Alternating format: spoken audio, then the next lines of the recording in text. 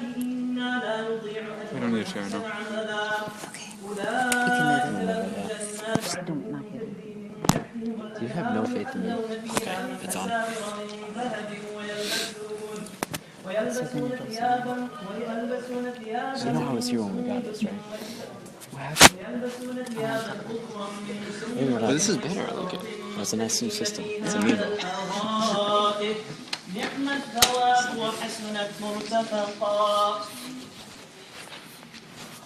واضرب لهم مثل الرجلين جعلنا لأحدهما جنتين من أعناب وحففناهما بنخل وجعلنا بينهما زرعا كلتا الجنتين آتت أكلها ولم تظلم منه شيئا وفجرنا خلالهما نهرا وكان له ثمر فقال لصاحبه وهو يحاوره أنا أكثر منك مالا وأعز نفرا ودخل جنته وهو ظالم لنفسه قال ما أظن أن تبيد هذه أبدا وما أظن الساعة قائمة ولئن رددت إلى ربي لأجدن خيرا منها منقلبا قال له صاحبه وهو يحاوره أكفرت بالذي خلقك من تراب ثم من نطفة ثم سواك رجلا لكن هو الله ربي ولا أشرك بربي أحدا ولولا إذ دخلت جنتك قلت ما شاء الله لا قوة إلا بالله إن ترني أنا أقل منك مالا وولدا فعسى ربي أن يؤتيني خيرا من جنتك ويرسل عليها حسبانا من السماء فتصبح صعيدا زلقا أو يصبح ماؤها غورا فلن تستطيع له طلبا وأحيط بثمره فأصبح يقلب كفيه على ما أنفق فيها وهي خاوية على عروشها ويقول يا ليتني لم أشرك بربي أحدا ولم تكن له فئة ينصرونه من دون الله وما كان منتصرا هنالك الولاية لله الحق هو خير ثوابا وخير عقبا واضرب لهم مثل الحياة الدنيا كماء إن أنزلناه من السماء فاختلط به نبات الأرض فأصبح هشيما تذروه الرياح وكان الله على كل شيء مقتدرا المال والبنون زينة الحياة الدنيا والباقيات الصالحات خير عند ربك ثوابا وخير أملا ويوم نسير الجبال وترى الأرض بارزة وحشرناهم فلم نغادر منهم أحدا وعرضوا على ربك صفا لقد جئتمونا كما خلقناكم أول مرة بل زعمتم أن لن نجعل لكم موعدا ووضع الكتاب فترى المجرمين مشفقين مما فيه ويقولون يا ويلتنا ما لهذا الكتاب لا يغادر صغيرة ولا كبيرة إلا أحصاها ووجدوا ما عملوا حاضرا ولا يظلم ربك أحدا صدق الله العظيم.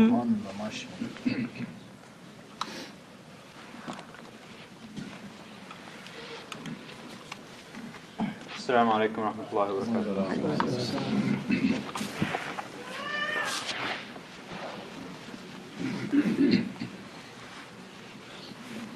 الله أكبر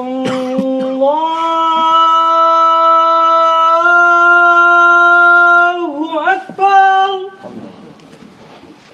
الله أكبر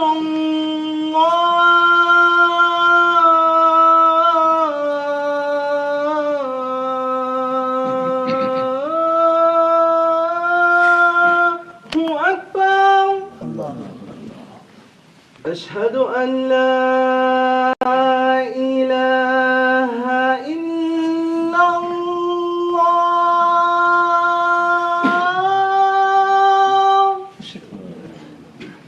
أشهد أن لا إله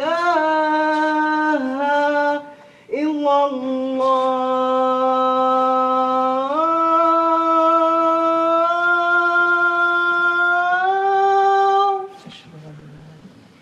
أشهد أن محمدا رسول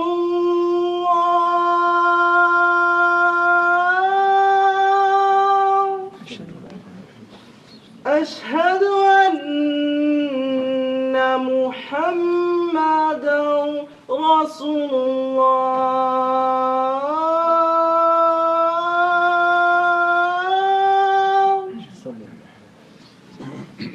حي على الصلاة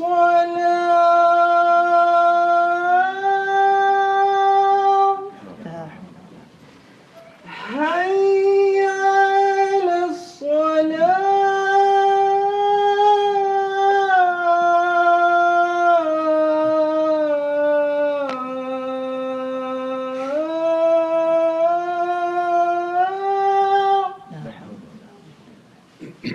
حي على الفلاح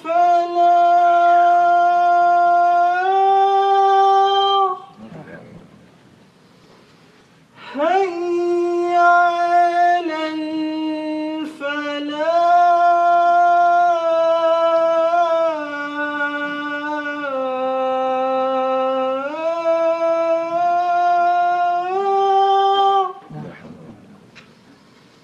الله أكبر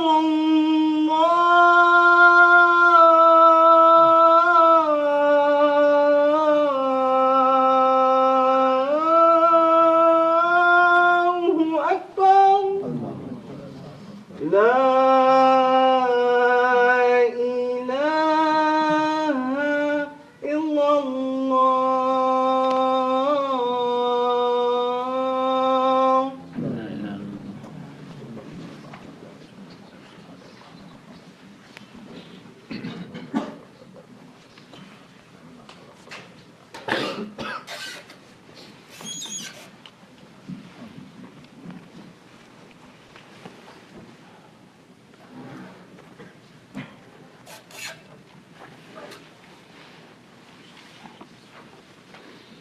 Can we ask everyone to please move forward just from now, so we don't have to continue saying it. Ladies as well, please.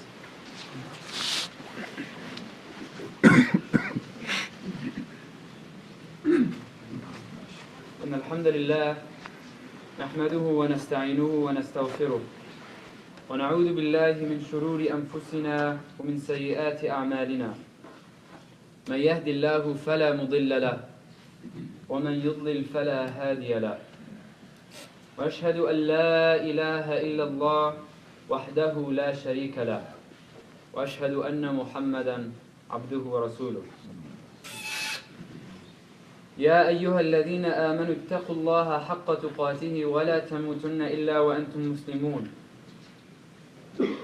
يا أيها الناس اتقوا ربكم الذي خلقكم من نفس واحدة وخلق منها زوجها وبث منهما رجالا كثيرا ونساء واتقوا الله الذي تساءلون به والأرحام إن الله كان عليكم رقيبا يا أيها الذين آمنوا اتقوا الله وقولوا قولا سديدا يصلح لكم أعمالكم ويغفر لكم ذنوبكم ومن يطع الله ورسوله فقد فاز فوزا عظيما. Praise be to Allah. We seek His help and His forgiveness. We seek refuge with Allah from the evil of our own souls and our own deeds. Whomsoever Allah guides will never be led astray, and whomsoever Allah leads astray, no one can guide him. And I bear witness that there is no God but Allah, the one having no partner, and I bear witness that Muhammad ﷺ is His slave and messenger. O you who believe, fear Allah as He should be feared, and die not except in a state of Islam. O mankind, be dutiful to your Lord who created you from a single person, and from him He created his wife, and from them both He created many men and women. And fear Allah through whom you demand your mutual rights, and do not cut the relations of the womb. Surely Allah is ever and all watcher over you. O you who believe, keep your duty to Allah and fear Him, and speak always the truth. He will direct you to righteous deeds, and will forgive your sins, and whomsoever obeys Allah and His Messenger has indeed achieved a great achievement. In today's khutbah, I wanted to share with you all a passage that I read some Surah Sad in the Quran. And this specific passage is about the Prophet Sulaiman alayhi salam. And the reason I thought this passage was interesting is because if you looked at some of the ayahs in this passage at a surface level, you wouldn't really understand what its actual meaning is. So after doing some more research into this passage, I learned there was actually a lot of insight to be learned from it. And ironic enough, the verse that comes before this passage begins is كِتَابٌ أَنزَلْنَاهُ إِلَيْكَ مُبَارَكٌ لِيَدَّبَّرُوا آيَاتِهِ وَلِيَتَذَكَّرَ أُولُو الْأَلْبَابِ. This is a book, the Quran, which we have sent down to you full of blessings, that they may ponder over its verses, and that people of understanding may remember. It is as if Allah is telling us that in order to understand this passage, you must not only read, you must also be able to ponder and understand.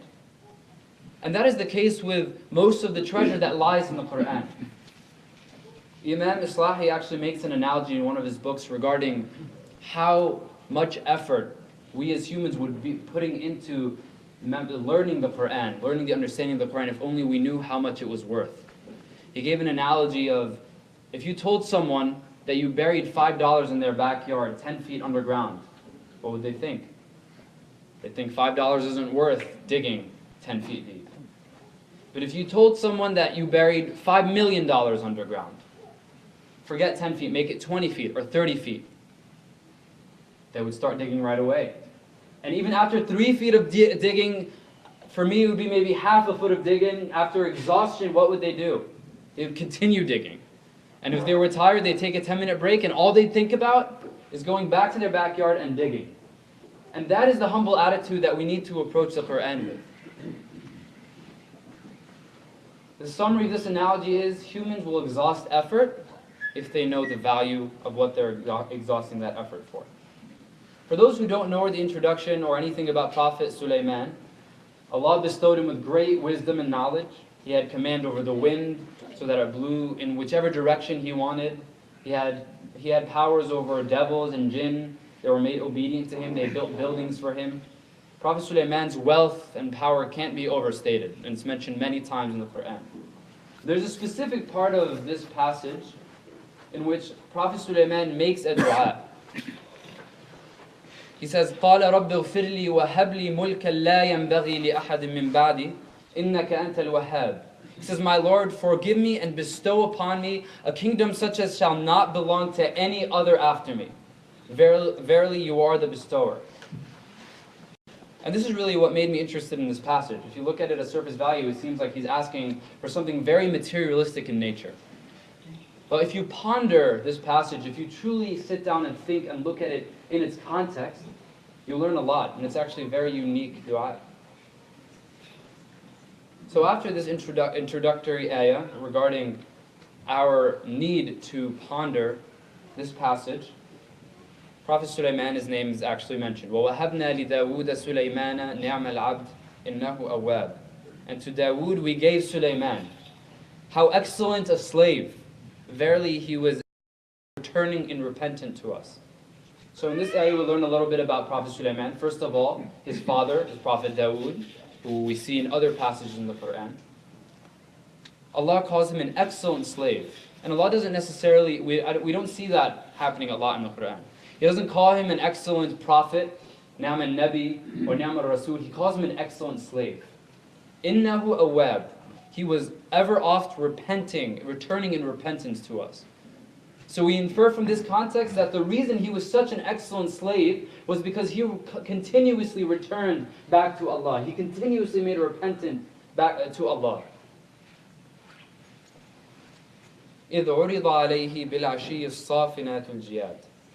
When they were displayed before him in the afternoon, well-trained horses of the highest breed. So a little bit of background on Prophet Sulaiman in this context.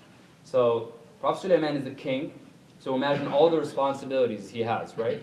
He has a kingdom to rule, wars to fight, an administration to govern. He's also a Nabi, so he's a prophet, he has a spiritual responsibility as well. He has responsibility to his families. He has responsibilities to allies in nearby nations. But in this ayah, it is describing him inspecting horses, basically, his cavalry. And in this ayah, it doesn't just describe these horses as just any normal horses. As-Safinatul Jiyad, actually many scholars go into pages actually describing how beautiful these horses are. They were active, they were healthy, they were swift, they were graceful, they were beautiful, beautiful horses that he was inspecting. Most important of all, that they're battle horses. They're going to help him defend the Muslim Ummah, they're going to help him build his army and his cavalry. And they're presented to him for inspection. Now this isn't the main lesson from the passage that I meant to send, but this is something small that you can also take from it. He is the king and ruler of all of this, and he is inspecting the horses in his cavalry. And what this teaches us is that there's no task that is too small or too big in the service of Allah. If you think about it, I'm standing here giving a khutbah, so you all think, I made this happen. But if you think about it, there's also someone recording this khutbah so that people downstairs can hear it. There's someone who set up the mic and this stand, someone who serves food after the khutbah sometimes. Not today, don't get excited. I don't believe there's any food today. There are people who do vacuuming to make sure that every time we come here that this is a pleasant and nice area for us. All of those people are the same in the eyes of Allah. In fact, someone who's babysitting in the back may even be higher in the eyes of Allah than the person giving the khutbah. This is a remembrance for us. There is no task too small or too big. There is no, I'm the CEO, you're the secretary, I don't inspect horses, I have to strategize military operations attitude when discussing Allah and when doing things in His sake. So that is a small lesson we can learn from just this specific instance. The next ayah, فَقَالَ إِنِّي أَحْبَبْتُ حُبَّ الْخَيْرِ عَنْ ذِكْرِ رَبِّي حَتَّى تَوَارَتْ بِالْحِجَابِ. And he says, I have adopted the love of this wealth because of the remembrance of my Lord, till the time was over and they were hidden in the veil in the night. It was hidden in the veil in the night. We're going to ask everyone to please move up. If you see an inch in front of you, please take that inch, because if 12 people take inches, then there will be a foot behind everyone else.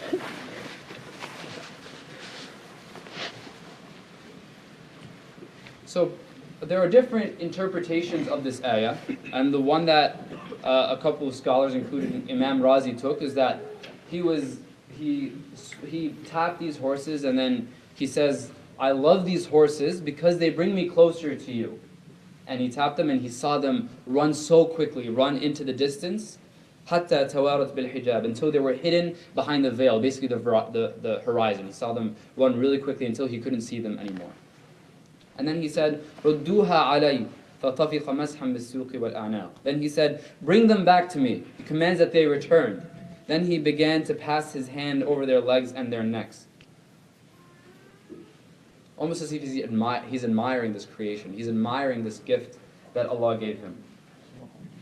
What's interesting, and it's a little bit subtle in this ayah, is that we need to look at good or wealth or resources in more than just one dimension. When he's checking on these horses, he's doing it for Allah's sake, right? He's not checking on them because he just wants to keep them. It's not like a car that you're just going to keep in your garage, right? And it's almost as if this passage is trying to tell us that it's okay to want things. It's okay to want something good. It's okay to want wealth, to like cars. It's okay to want to be powerful, to own your own company one day. It's okay to have these ambitions. But what is the purpose of these ambitions that really matters? What is in your heart isn't necessarily what is in your hand. So in this verse, Prophet ﷺ is saying, I love taking care of these horses due to the closeness that it brings them to Allah, the closeness that it brings him to Allah, the fact that he's doing it as a worship to Allah, until he watches them into the horizon. Another small lesson we learn here is that he takes care of the resources that Allah gives him. Allah bestows you with horses that are beautiful. He taps on them, inspects them, makes sure that they're all healthy and they're ready for battle. We should also look at the wealth that Allah has given us, look at the resources that Allah has given us, the children that Allah has given us, how we take care of them. If you're teaching a class on an iPad, for example, Make sure that the iPad is clean. Make sure that you're continuously maintaining all the equipment. It's something as subtle or as small as that. But what's interesting is what comes after. Prophet Sulaiman returns back to his throne after seeing these horses go. And in the ayah, Allah says, وَلَقَدْ فَتَنَّا سُلَيْمَانَ وَأَلْقَيْنَا عَلَى كُرْسِيِّهِ جَسَدًا ثُمَّ أَنَابَ. And indeed, we did try Sulaiman. And we placed on his throne a body. But he, جَسَدًا ثُمَّ أَنَابَ. So he was on this body and then he started coming back and repenting to Allah. This body is different.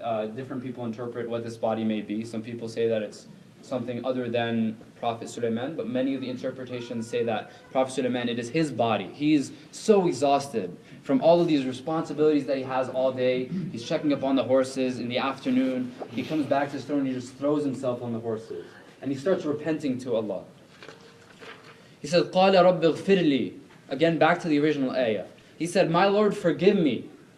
Why is he asking for forgiveness? He didn't do anything wrong. All he did was exhaust himself in the sake of Allah. But what we learn in this tradition is that you don't have to make a mistake to ask for Allah's forgiveness. We all contribute in Allah's sake in many different ways. But we all know for a fact that our contribution is never perfect. Even Prophet Ibrahim, after he made the Kaaba, he's making dua to Allah and he says, وَتُبْ عَلَيْنَا, and repent for and accept our repentance.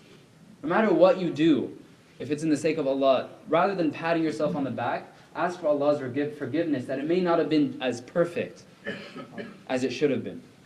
So he says, قَالَ رَبِّ اغْفِرْ لِي وَهَبْ لِي مُلْكًا لَا يَنْبَغِي لِأَحَدٍ مِّن بَعْدِي إِنَّكَ أَنْتَ الْوَهَّابُ.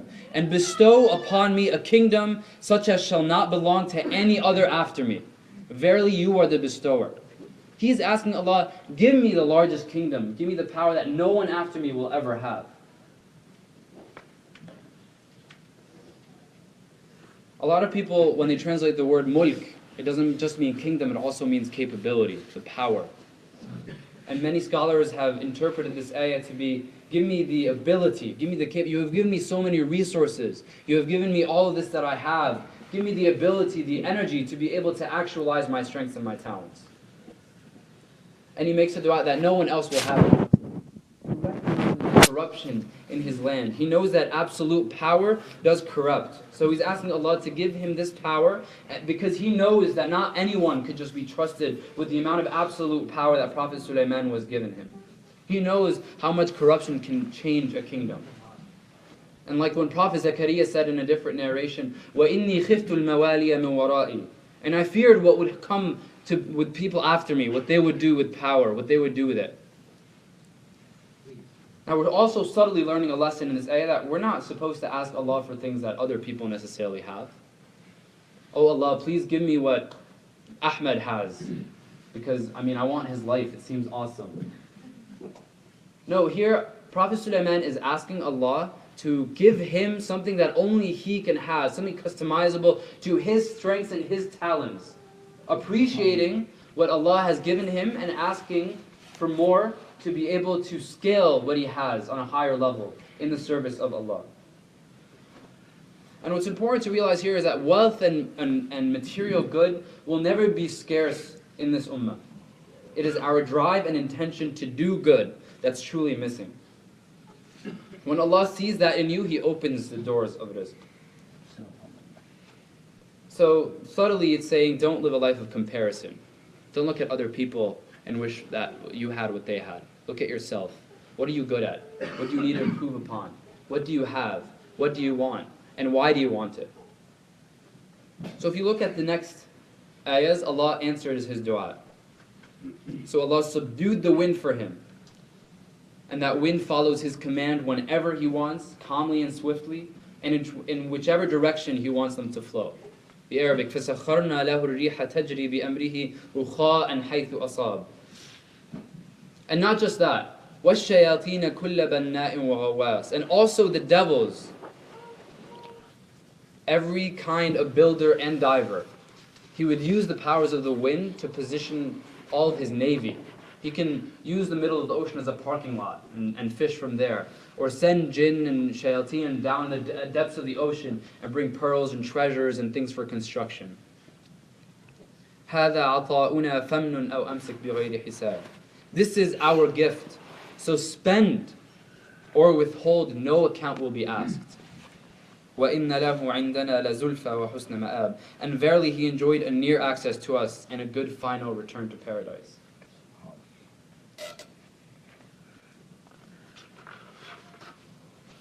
So I want to go through a couple of lessons that we learned from the beginning of this passage and then the main lesson. First of all, in order to truly understand and internalize the Quran, we need to ponder it and put real effort into it. We can only put real effort into something that we truly understand its value. The second lesson, there is no task that is too small or too large in the cause of Allah. As a ruler of the kingdom, Prophet Sulaiman took it upon himself to inspect the horses in his cavalry. Third, it's completely fine to ask Allah for power, wealth, and resources, as long as what you ask for isn't an end but a means to an end. Fourth, when asking for providence from Allah, ask for Allah to provide you with something that you can leverage your own strengths for. Don't live a life of comparison and ask for something that just Allah, or just because someone else has it. And finally, the most important lesson in this passage, engaging in this world and excelling in this world is an integral part of our deen. So this attitude that my goal in life is just to support my family and pray 5 times a day and just fast Ramadan, that's a corrupted attitude. There is no separation between a worldly life and spiritual life in Islam. We submit our worldly life to a higher goal. So we excel in the life for a higher goal. Our careers should mean more than just putting food on the table for our family. Your educational aspirations should be more. You should feel ambitious about them. Your dreams should never be too high. You should never feel like I am supposed to be just a simple-minded person who's providing for my family. It's not wrong to have aspirations and ambitions. Ask Allah to give you the ability to actualize your strengths and your talents, just like Prophet Sulaiman did. Unfortunately, there's a common misconception that if you have a lot in this worldly life, then you won't have the akhirah. You won't have the day of judgment. There's a difference between what someone has in their hands versus what someone has in their heart. And it's very interesting, the order of the passages of prophets. After Dawood comes his son Sulaiman, and after Sulaiman, Allah talks about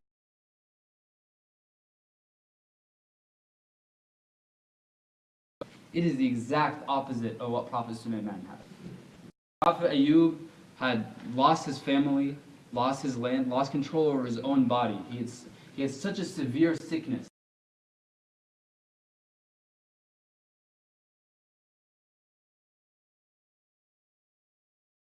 Generation that's going to can't make judgments about the current state that we're in. All we need to do is aspire to be better with what we have and ensure that our intentions are for a good end, not just for that wealth. The wealth is a tool to acquire more good in the sake of Allah. We ask Allah to actualize our strengths and talents to best serve Him and His Ummah. Ameen. أقول قولي هذا وأستغفر الله لي ولكم ولسائر المسلمين فاستغفروه إنه هو الغفور الرحيم.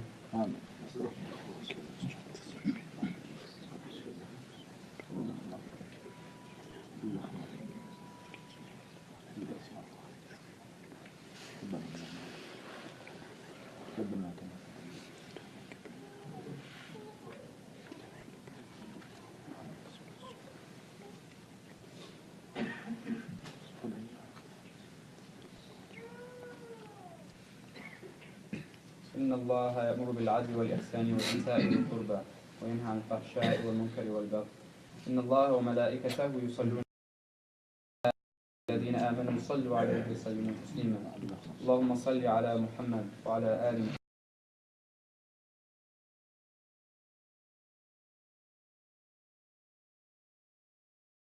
إبراهيم وعلى آل إبراهيم في العالمين إنك حميد مجيد. before going on to the dua portion of the khutbah and the announcements, the main message that needs to be sent is that we all need to internalize how we could aspire and create dreams that are possible for us using the talents that we have, especially in today's environment. What our Muslim Ummah needs is for us to bring the Quran and the message of the Quran to every single career in the world, to law, politics, science, business, arts. We need our version of Prophet Sulaiman's horses.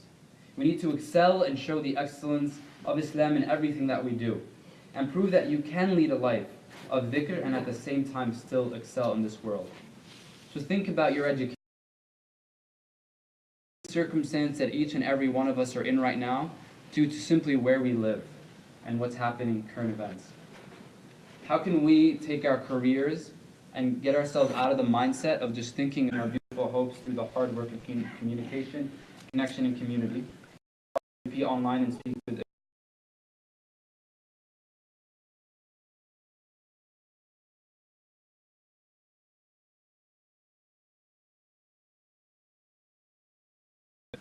our regular hours of operation will resume on Monday with the start of our weekend. We will be sending out an email to sign up for our weekly classes and halaqas.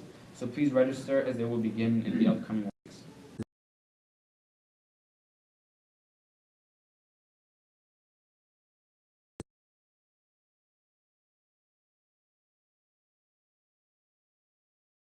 One dua request who just passed away a couple of days ago in Egypt.